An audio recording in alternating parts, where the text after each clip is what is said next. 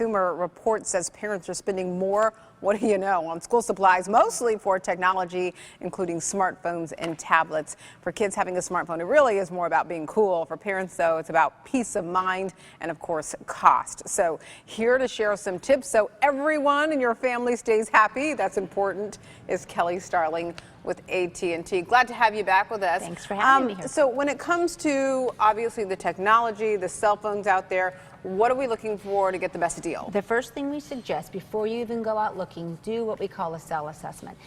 Decide, how is this device you're getting for your child mostly for safety and security? Okay, yeah. Do you want them just to be able to make calls and text you, or do you care if they have access to the mobile internet? So decide, do we want a basic phone, do we want a smartphone? And whatever you get, make sure it has unlimited texting, because as you know, having you a 14-year-old, can't tell your kids just that's the only way they right, communicate. Right. So make sure before you even go into the stores, have in mind what it is you're looking for, what you want to get. And then depending on the purpose of the phone, that's going to Exactly. feed into the cost. Exactly, because if you just wanted to stay in touch to make sure you can call your son when he gets off the bus at the bus stop and walk home, then just a basic cell phone, if it's just for security reasons.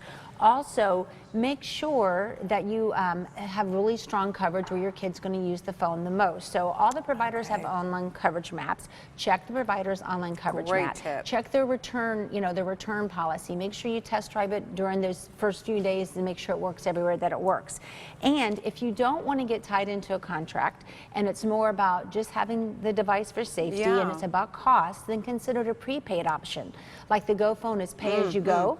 So you fill it that month, and when they're out, you decide to refill it. Okay. Or if you want to get a smartphone but don't want to put a lot of money, there's installment plans where it's zero down and then low monthly installment I have about plans. 45 seconds left. What can parents do in terms of downloading things to watch their kids without invading their privacy too much? Well, ask your providers what services they have that will let you track where your kids are. For instance, Family Map lets you see the location of all the phones that are on your plan. So if Tommy's supposed to be home at 3 o'clock after getting off the bus, you can get an alert and you can look on the Family Map and it will show you where his device is, so you know, okay, good, he's gotten off the bus, he's home now. So just talk to your provider, ask those questions, parental controls, what kind of location-based services they have. Got it. All these will give you peace of mind. All right, Kelly Starling, I know parents out there are listening. Some great tips, especially as a lot of parents are making that purchase before their kids head back to school. We appreciate it.